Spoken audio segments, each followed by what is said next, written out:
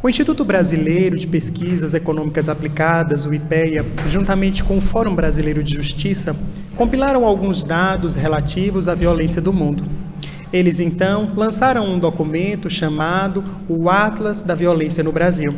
E os dados, infelizmente, não são animadores. Segundo o Atlas da Violência, apenas no ano de 2016, nós tivemos 60 mil mortos relacionados à violência. 60 mil pessoas que foram, de alguma forma, tiveram as suas vidas ceifadas ou foram vítimas da violência. Para o ano de 2017, os dados são ainda mais alarmadores, porque eles, então, identificaram 64 mil pessoas que foram, de alguma forma, assassinadas. Esses números nos dão uma estatística de aproximadamente 175 pessoas por dia que morrem assassinadas no nosso país. São 175 vítimas da violência diária.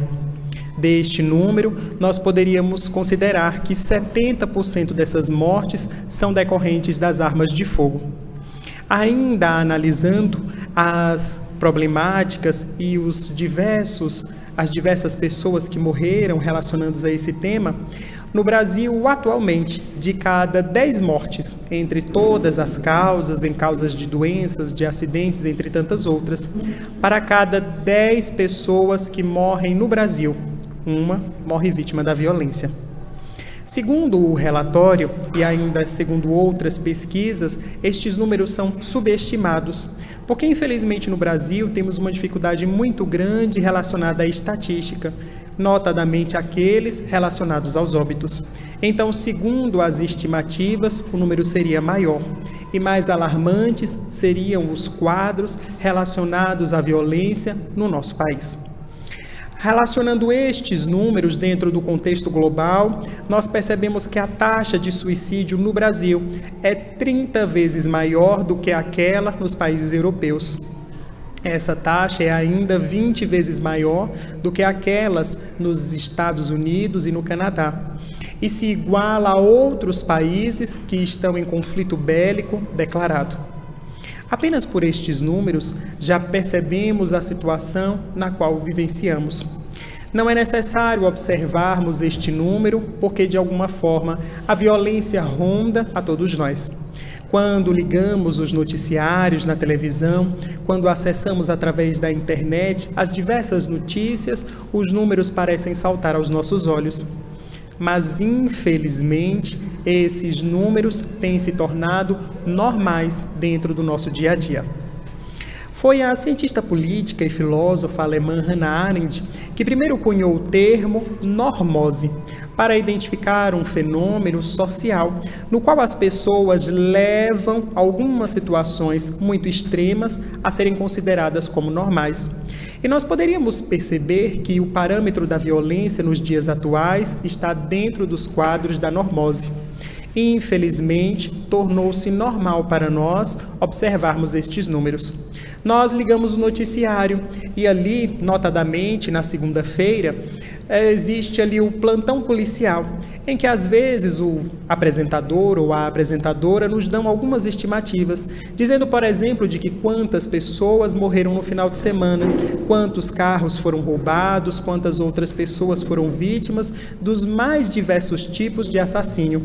E, infelizmente, esses números passam para nós dentro de uma normalidade. Não sentimos mais a compaixão ou a piedade por aqueles números que são ditos. É como se ele estivesse dizendo as máximas e mínimas temperaturas do dia, ou como se desse os números da Mega Sena. São números como outros quaisquer. Para nós não existe mais o impacto de observarmos que a nossa sociedade está, infelizmente, infestada pelo ritmo da violência. E que nós, seres humanos, carregamos ainda a selvageria e a brutalidade dentro de nós. Porque se observarmos estes números, nós verificaremos que essa violência não está apenas nas ruas, não está notadamente em alguns bairros ou em alguns setores da nossa sociedade.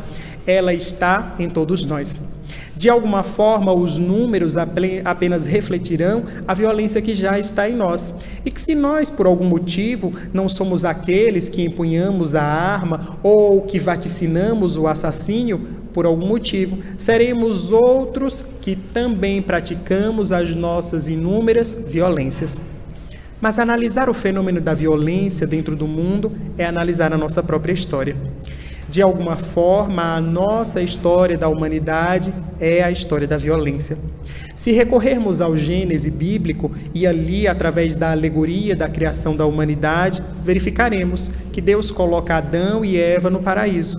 E logo após eles serem expulsos do paraíso, eles dão origem a 2 filhos, Caim e Abel. E qual é o primeiro ato que, de alguma forma, assinala a existência daqueles 2 seres? É o assassínio.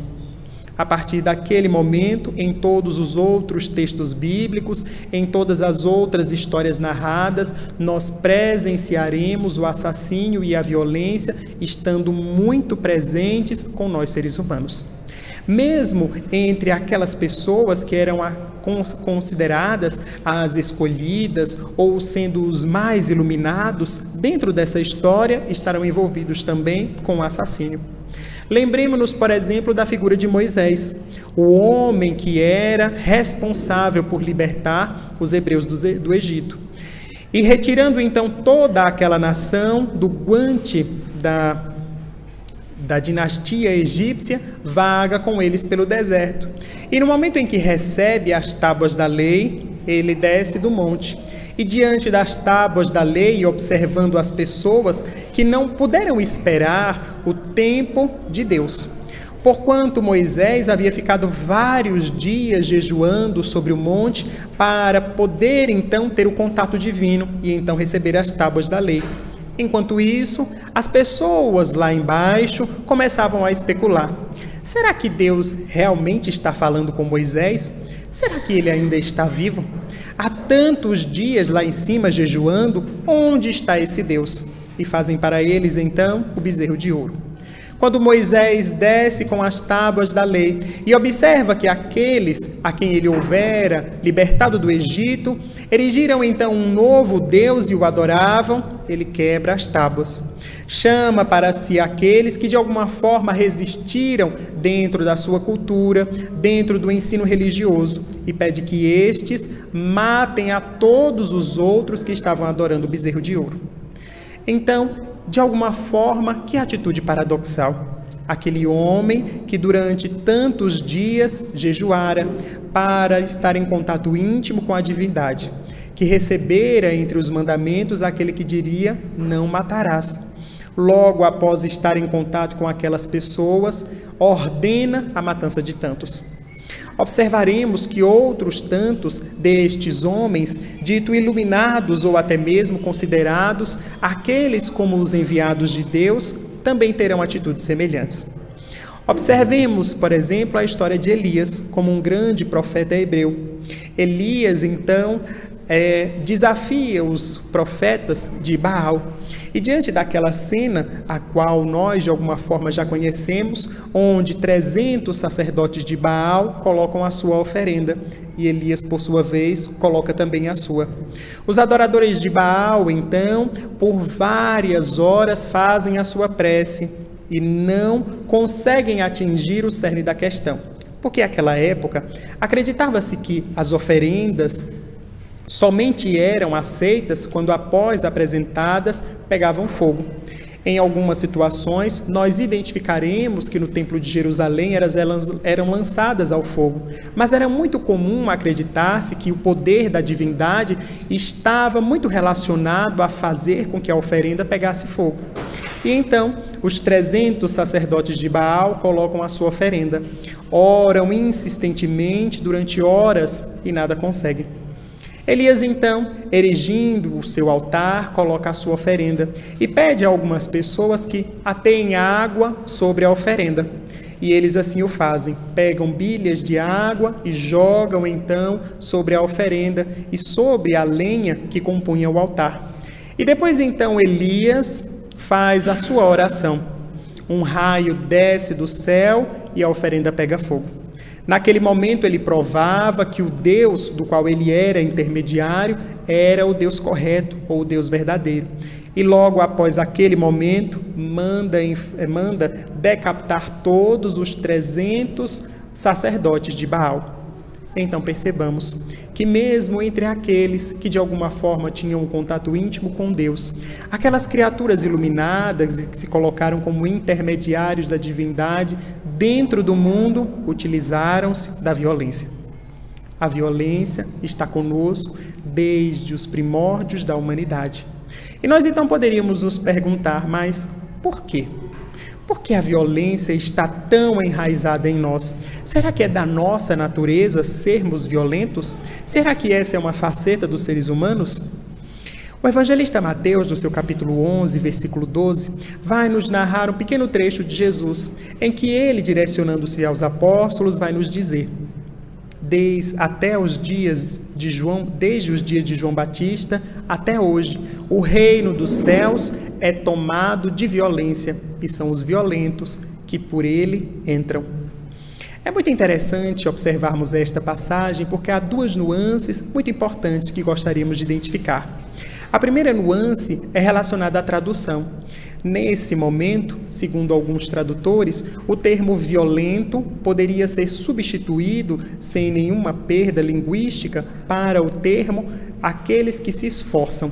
Então poderíamos também ler: desde os dias de João Batista até hoje, o reino dos céus é tomado pelos que se esforçam, e os que se esforçam são aqueles que entram nele. Há um outro ponto que gostaríamos de identificar, e esse está muito mais relacionado a questões espirituais. Por conta, Allan Kardec, utilizando-se destes textos, vai nos dizer que, conforme Jesus, João Batista seria a reencarnação daquele profeta Elias. E nesse momento, quando identificamos a fala de Jesus, Jesus vai nos dizer, desde os dias de João Batista até o presente momento. A figura de João Batista, em sendo primo de Jesus, tinha uma diferença de idade de alguns meses, menos do que um ano. Teoricamente, não ficaria muito condizente dizer do tempo de João Batista até os dias de hoje, já que os dois tinham particularmente quase que a mesma idade. Seria um período de tempo muito curto para que Jesus então identificasse. Mas será que Jesus estava falando de João Batista enquanto João Batista? Ou estaria falando de João Batista como a figura de Elias? Poderíamos ler também: desde os dias de Elias até o presente momento, o reino dos céus é tomado por violência, e são os violentos que por ele entram.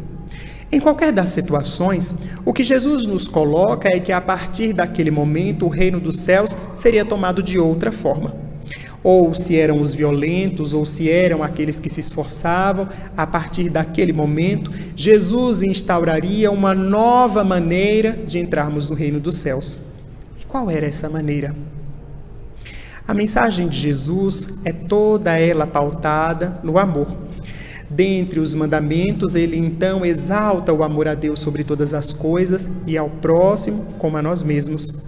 E dentro deste amor, poderíamos identificar diversas nuances, da qual a paz é apenas uma delas. Mas mesmo a figura de Jesus, de alguma forma, torna-se contraditória nos nossos tempos. Os 4 evangelistas são unânimes em narrar um episódio especial da vida de Jesus, quando ele desce até a cidade de Jerusalém e, estando com os apóstolos, observa os vendilhões na porta do templo. Cada um dos apóstolos, dos evangelistas, vai descrever o texto de uma forma diferente. E gostaríamos de exaltar a narração do evangelista João, quando ele vai dizer no seu capítulo 2, versículo 16, que Jesus, entrando no templo de Jerusalém, observa os vendilhões, faz um chicote com algumas palhas que estavam no chão. Depois, começa a expulsar os vendilhões e solta também alguns animais. Ao redor do templo de Jerusalém havia um verdadeiro comércio, porquanto a crença judaica acreditava que para alcançar-se a divindade e para se redimir dos pecados era necessário oferecer oferendas, sacrifícios. Então, dentro do Deuteronômio e também do Levítico, Moisés havia colocado uma verdadeira tabela para os pecados e as deficiências das pessoas. Então, diante de uma situação de um pequeno delito, ofereciam-se 2 pombas. Diante de uma situação de comemoração, oferecia-se um novilho. Diante de uma situação em que alguém queria expiar toda a sua vida ou a vida da sua comunidade, oferecia-se então o primogênito de um novilho e assim por diante. Então, ao redor do templo, existia um verdadeiro comércio de animais e de coisas, em que as pessoas colocavam ali os animais para serem vendidos, que seriam mais tarde sacrificados. Este ponto do Evangelho de Jesus é colocado como sendo uma exaltação da violência do Mestre, porque a forma como João se expressa, dizendo que ele havia feito um chicote, virado às mesas dos cambistas e expulsado os vendilhões do templo, nos dá a colocar uma figura um tanto austera, colocada ali com um certo tom de violência. E nós poderíamos assim também interpretar. Mas gostaríamos de trazer a interpretação de um escritor espanhol, J.J. Benítez. Ele escreve a respeito de vários trechos do Evangelho, dando uma linguagem um tanto quanto mais atual. E, em relação a este ponto do Evangelho, Benítez vai nos dizer que, naquele momento, Jesus não revira as mesas dos cambistas. Ele se aproxima, vai até os animais que estavam presos e os solta. E os animais, então, partindo em debandada, é que por eles mesmos viram as mesas dos cambistas, assustam as pessoas e fazem o tumulto na porta do templo. E, de alguma forma, esta interpretação de Benítez nos dá muito mais um sabor da figura de Jesus. Alguém que exalte a paz e o amor, de forma alguma poderia se comportar como alguém que tomasse na sua mão um chicote para bater nas outras pessoas. Ou alguém que sempre respeitou a figura do próximo, jamais poderia condizer com uma figura que, de outra forma, tomasse as coisas dos outros e revirasse as bancas. Então, poderemos perceber que os paralelos dentro da figura de Jesus nos demonstrarão que ele, em todos os momentos, é uma figura de paz. O seu amor se manifestará através da gentileza, da paz, da docilidade e da brandura que em todas as circunstâncias ele envolvia os seus atendimentos. Não é por outro motivo que no Sermão das Bem-aventuranças, Allan Kardec retira 2 para exaltar então a paz. Ele vai nos colocar: bem-aventurados os mansos, porque possuirão a terra. Bem-aventurados os pacíficos, porque serão chamados filhos de Deus. Ainda dentro dessa segunda bem-aventurança, constando do versículo 9 do Evangelho de Mateus, nós poderíamos traduzir também como pacificadores, ou aqueles que fazem a paz. Para que não tenhamos a ideia de que ser o ser de paz dentro do mundo signifique ser passivo, mas pacificador, aquele que quer a paz, está sempre dentro de uma conduta ativa dentro da humanidade. Então Jesus exalta os homens que são mansos e também aqueles que são pacíficos ou pacificadores. Não poderia dessa forma colocar a sua conduta contra aquilo que ele mesmo pregava. A sua figura é a figura de paz dentro do mundo. Mas a paz, tal qual nos coloca Jesus, atinge um outro patamar dentro da humanidade. Não é a paz apenas daquele que trata as outras pessoas bem, ou daquele indivíduo que não se encoleriza, daquele indivíduo que não busca a briga, ou diante do confronto com as outras pessoas apenas se cala. Não é essa figura que espera a atitude do outro para devolver a paz. É a atitude de alguém que semeia a paz, que antes da atitude das outras pessoas, ele próprio promove a paz entre os seus. Porque vai nos colocar que o reino dos céus está para essas pessoas. Aqueles que fazem a paz serão chamados filhos de Deus. Aqueles outros que são mansos possuirão a terra, porque ficarão aqui, porque então possuem ou de alguma forma conseguem gozar dos bens materiais, enquanto aqueles outros violentos passam pouco tempo na terra.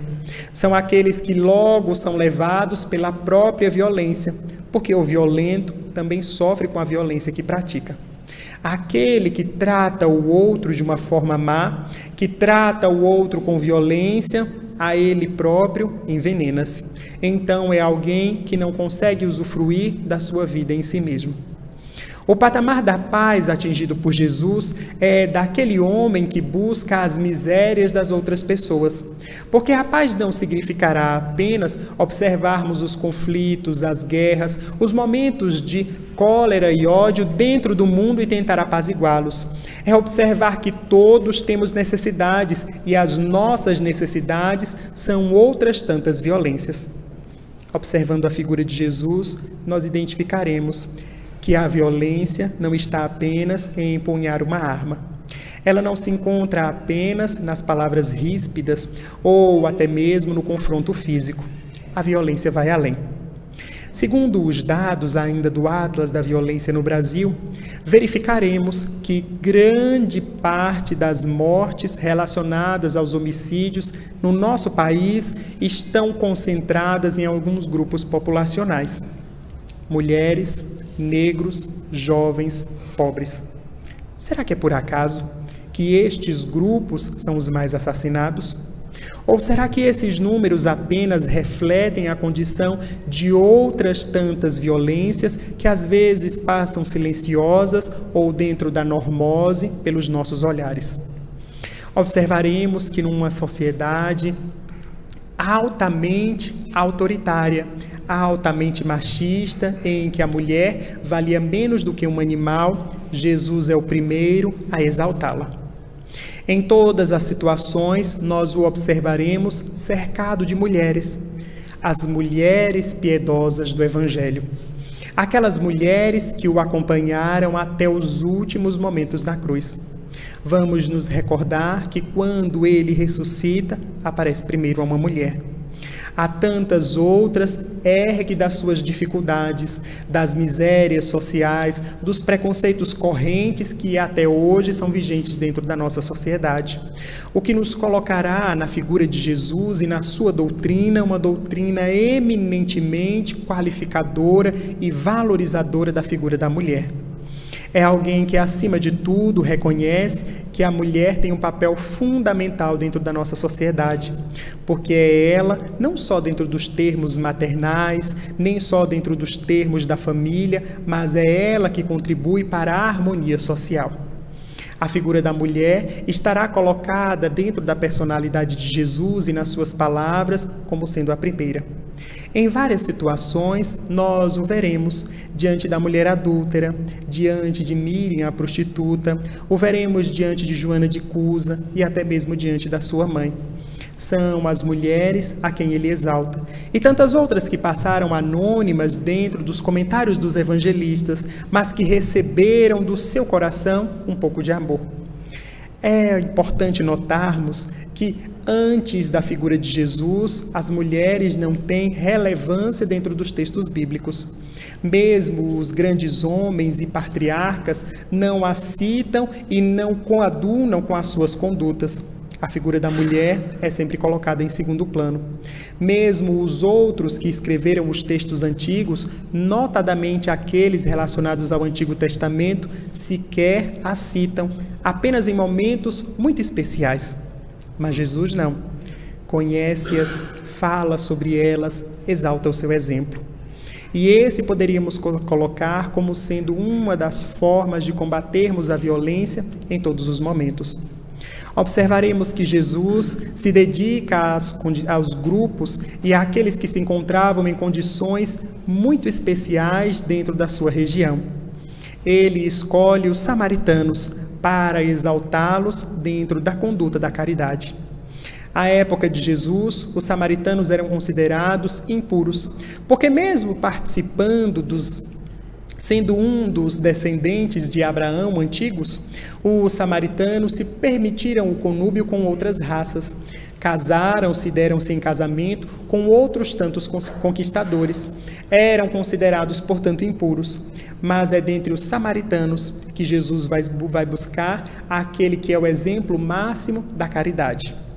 É também dentro dos samaritanos, passando pelas terras de Siquém, que Jesus vai até o poço e ali fala com uma mulher, o que não era comum à época, dirige-se a ela e faz dela uma das divulgadoras do Evangelho dentro das terras da Samaria. É mais uma vez Jesus intercedendo e observando os grupos que eram, de alguma forma, mais violentados dentro daquela sociedade. Mais tarde observaremos a conduta do apóstolo Paulo, e ele também busca alguns desses grupos que sofrem violência, notadamente os gentios. Aqueles que não eram judeus de nascimento, que não tinham a descendência hebreia, mas que Paulo também os coloca como merecedores do reino dos céus.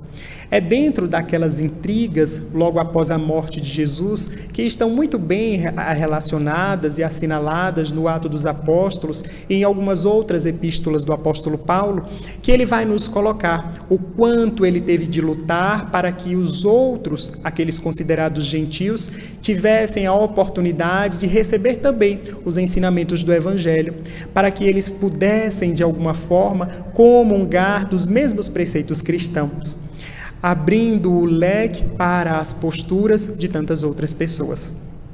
É dessa forma que verificaremos que Jesus instaura para nós um novo momento de paz, de visualizarmos que a paz não se faz apenas combatendo ou visualizando os grupos que estão em guerra, mas observando as inúmeras violências silenciosas dentro da nossa sociedade.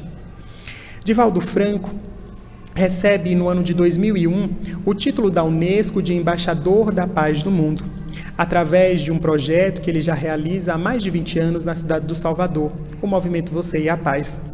É um movimento apartidário, religioso e que busca então incentivar o comportamento da paz em cada um de nós.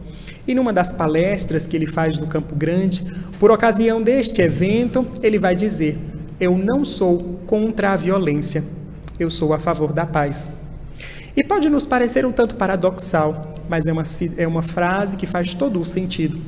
Porque a nossa postura não é a postura de combatermos, mas é a postura de plantarmos, de semearmos. É por isso que ele vai dizer: eu não sou contra a violência, porque nós não buscamos a violência para entrar em contato com ela, ou mesmo dispendiamos as nossas forças para nos desgastarmos dentro da violência. Nós devemos ser aqueles que semeamos a paz no mundo. Aqueles que tomamos a atitude pacífica e identificamos essas inúmeras violências que estão espalhadas pelo mundo. Aqueles, então, que podem ser chamados de pacificadores e, por isso mesmo, são bem-aventurados. Allan Kardec, na Revista Espírita de 1862, maio de 1862, vai nos trazer uma reportagem muito interessante.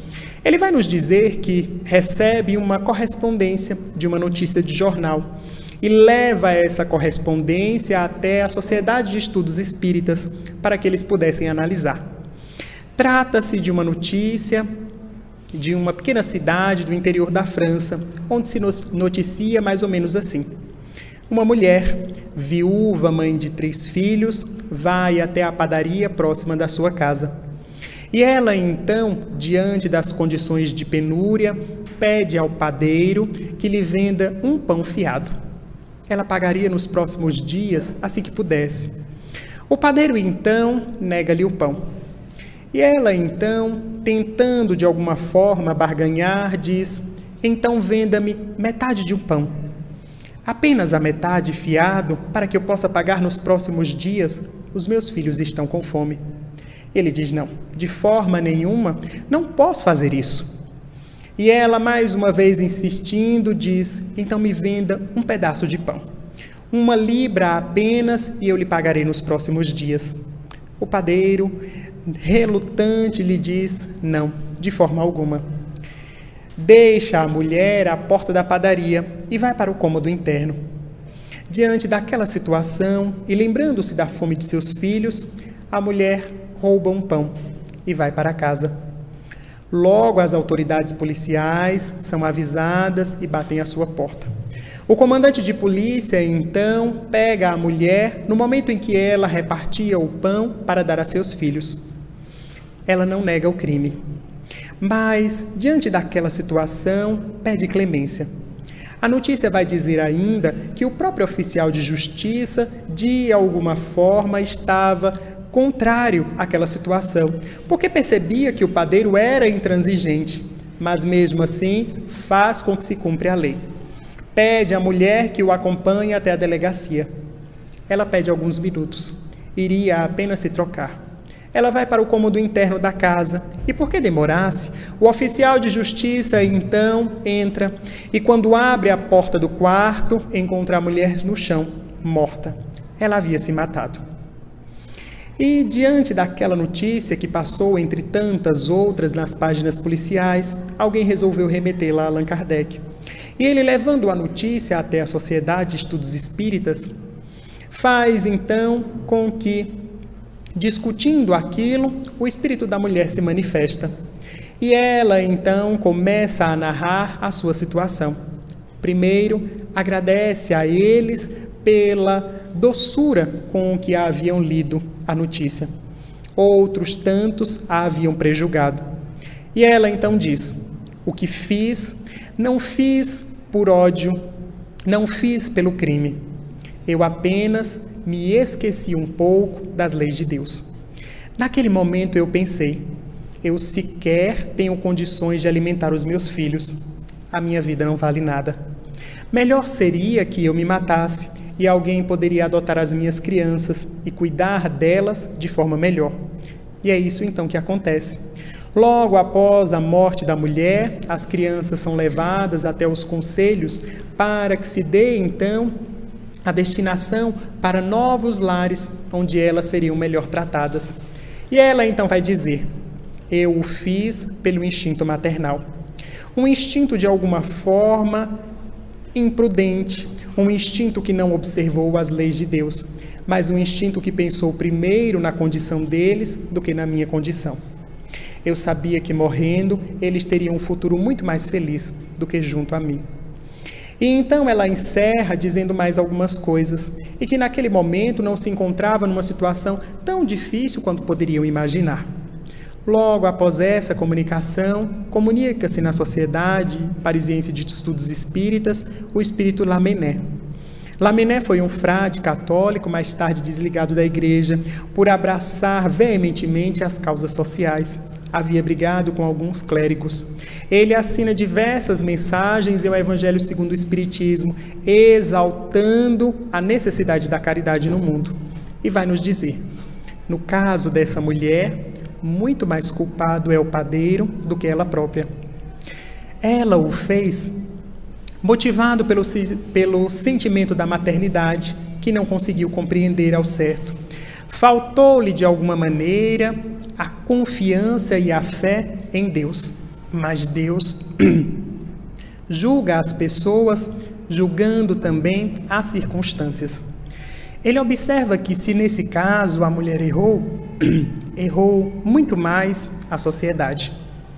A sociedade que, por leis injustas, prendeu, mas não esteve presente antes para lhe dar o pão. E aí nós vamos nos recordar da questão 930 de O Livro dos Espíritos. Nessa questão, Allan Kardec vai nos colocar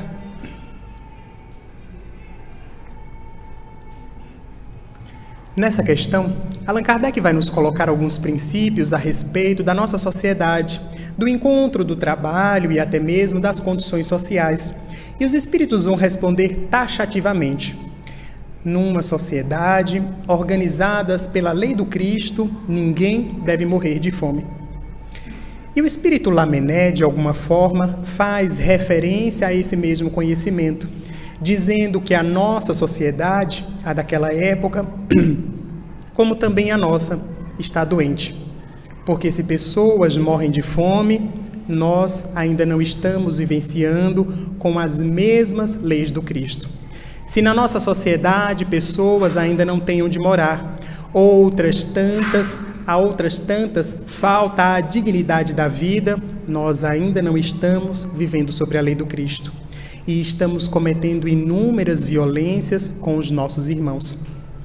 É necessário observarmos que a violência estará todas as vezes que desrespeitamos o direito do outro.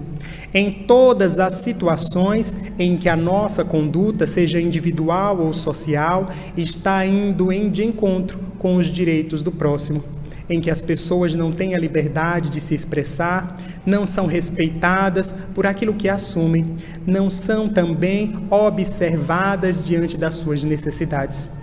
Quando visualizamos a violência como sendo isso, nós verificaremos que o nosso papel é o de semear a paz.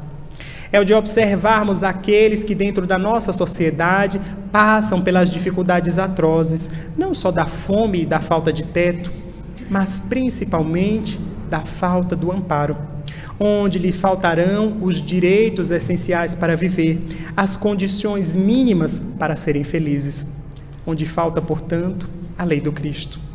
Ser pacífico dentro da nossa sociedade significa valorizarmos a criatura humana em todos os seus aspectos, observarmos que todos somos filhos de Deus e, como tais, precisamos do amor e do auxílio do nosso próximo.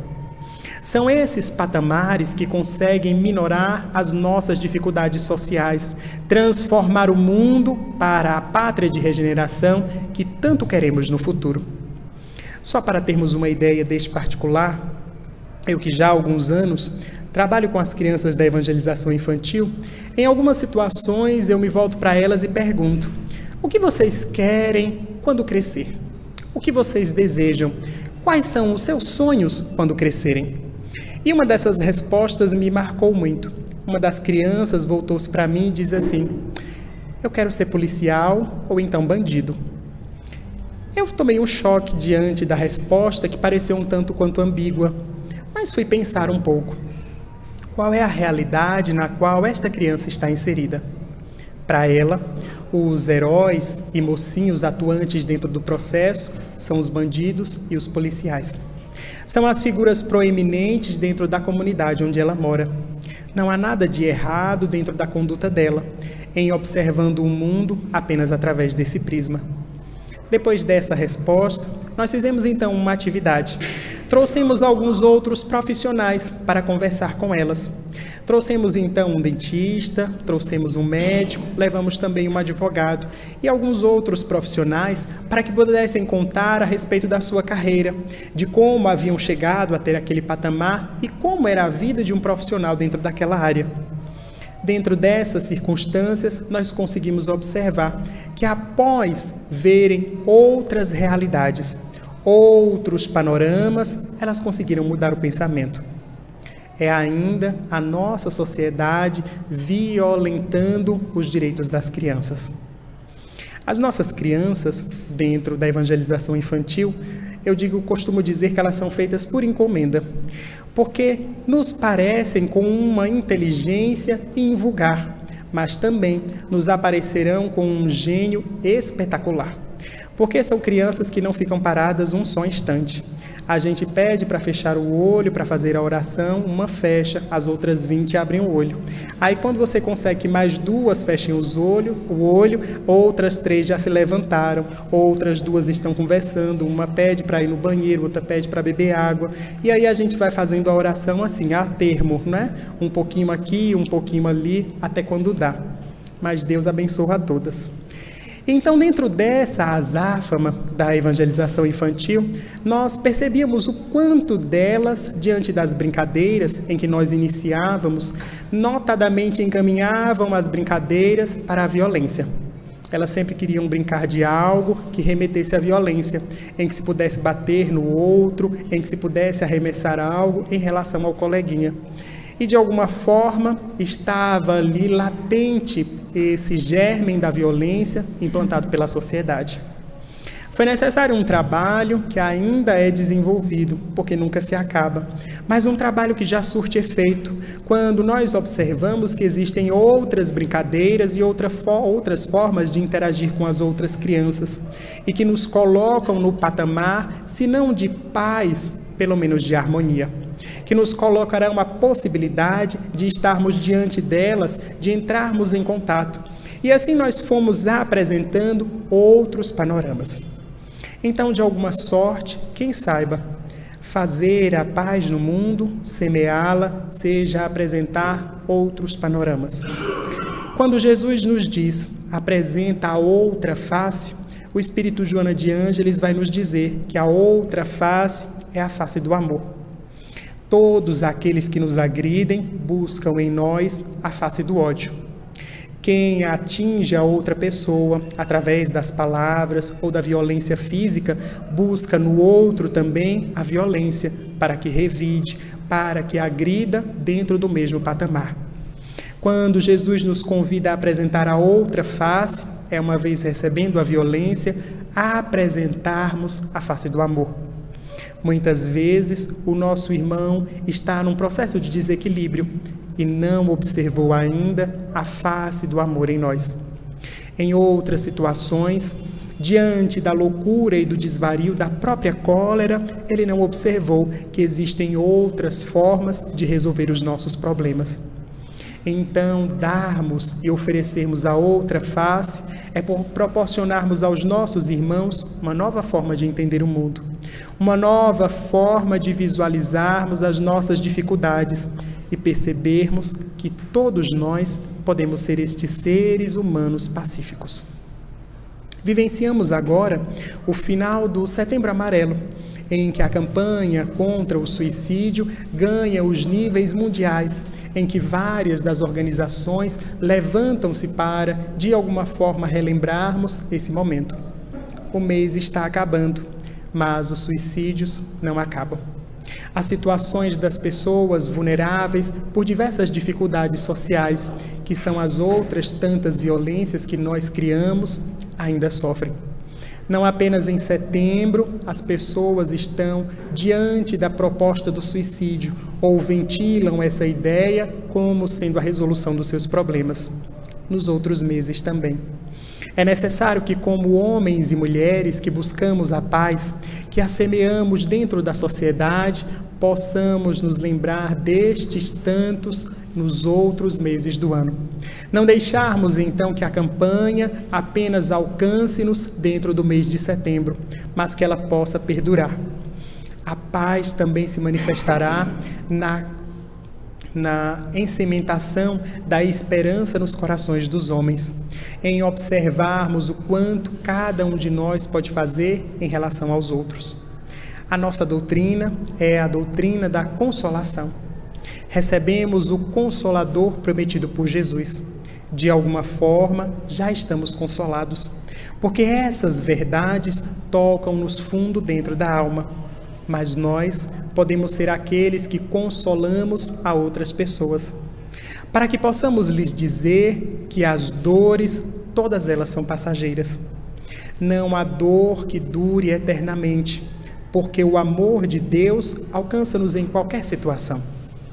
Não existe situação, por mais difícil que seja, pela qual nós passemos sozinhos. Sempre existirá a conduta e o acompanhamento de um dos nossos irmãos espirituais, que conosco passa pelas mesmas dificuldades, se não tomando os nossos passos, pelo menos caminhando ao nosso lado. Não existirão doenças incuráveis para o espírito que se encontra em evolução. Todas elas são também passageiras, porque a nossa vida real é a vida espiritual.